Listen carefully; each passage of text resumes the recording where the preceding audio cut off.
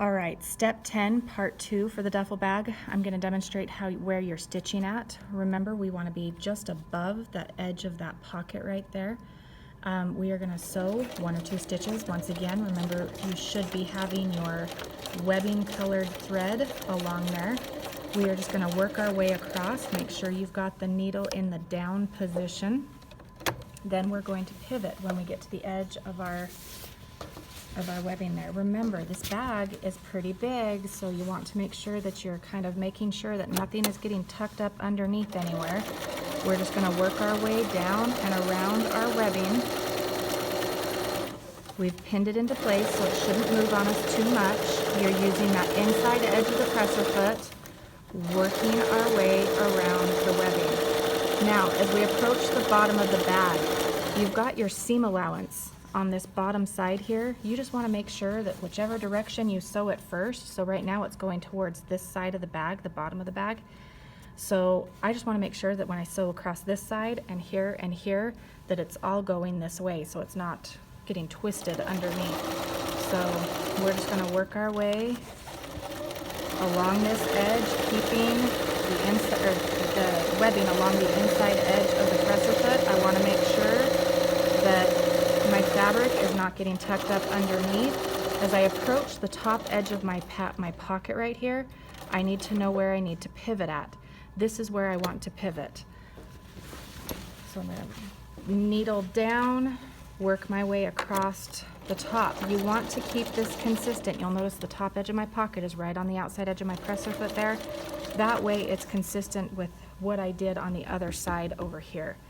Once again, I want to get about 1/8 of an inch from that edge, and I'm going to pivot again.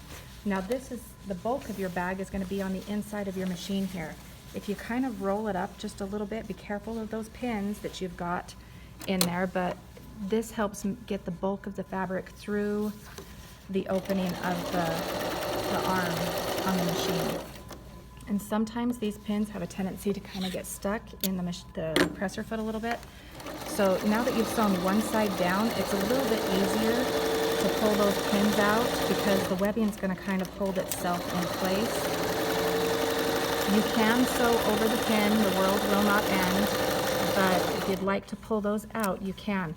Now remember, we want that webbing, and I can feel, or the seam allowance on the bottom, I can feel that it's kind of gotten tucked up there. I'm just going to stop where I was at and tuck that seam allowance so that it's going that way and not getting twisted underneath my bag. I'm going to continue working my way around